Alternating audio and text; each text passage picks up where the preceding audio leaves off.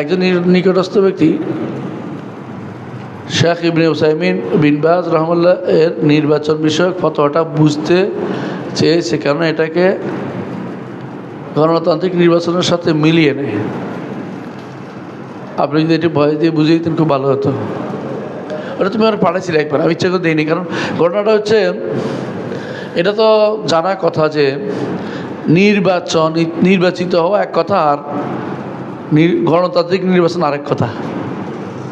আচ্ছা বলেন তো, আবু বকর নির্বাচিত হন নাই? আবু বকর তো নির্বাচিত হয়েছে। তো নির্বাচন মানেই তো কুফর না? কাউকে কোনো কাজের জন্য আপনি মনোনীত করলেন, নির্বাচিত করলেন, একই কথা।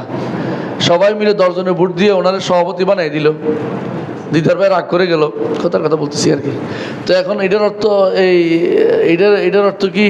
আমি বলতেছি না, এটা বুঝান দিচ্ছি যে নির্বাচন ভোট দিয়ে এই ভোট কি হারাম নাকি? তাহলে এখন জিনিসটা কিসের উপর ভোট হচ্ছে এটা দেখার বিষয়, কোন নীতির উপর ভোট হচ্ছে। মোহাম্মদ সালেহ উসাইমিন এবং আমাদের বিন বাজ রহমতুল্লাহ তারা গণতান্ত্রিক নির্বাচনের কথা জীবনেও বলেননি। এমনকি জাতীয়তাবাদকে তারা কুফরি মতবাদ জানে।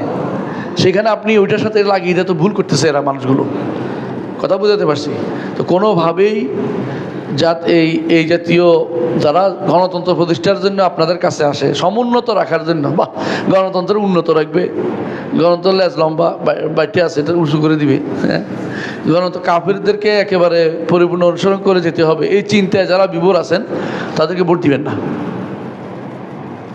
তবে ভোট দেওয়া হারাম বলবেন না, এটাও কথা। ভোট দেওয়া যায় কখন? বৈধ হলে। তো মসজিদ কমিটি বানাবেন, আপনার এলাকার বানাবেন, কোনো লোককে কর্তৃত্ব করতে দিবেন, আপনার এই তারা কাজ করে কিন্তু বলে সিবিএ নেতা বানাবেন, কথার কথা। এটা তো ভালো যে আমরা দায়িত্ব নিবে, কে কাজটা করবে, কে কেউ না কেউ নেতা থাকবেই। রাসূলুল্লাহ সাল্লাল্লাহু আলাইহি ওয়াসাল্লামের দরবারে যারা এসেছিলেন তারা বলছেন, তোমাদের একে প্রধানকে বলছে আশাজুল আসরি একজন ব্যক্তি ছিলেন, গোত্রপতিও একজন থাকে, তিনিও নির্বাচিত হন। তো এই নির্বাচন অর্থ কি নয়? হারাম নয়, কুফরি নয়। নির্বাচন ওই সময় হারাম হবে যে নীতিটা কি দেখতে হবে, কোন নীতির উপর ভিত্তি করে হচ্ছে। আমাদের নির্বাচনে যেই নীতি, এটা আরবরা এটা জানেও না হয়তো, এটা মানা করতো।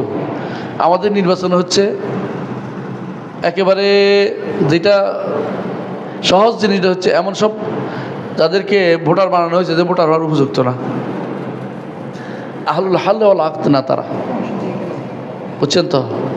মুসলিমরা মুসলিমদেরকে ভোট দিবে, কাফেররা মুসলিমদের ভোট দিতে পারবে না, এটা নিয়ম। মুসলিমরা কাফের ভোট দিতে পারবে না।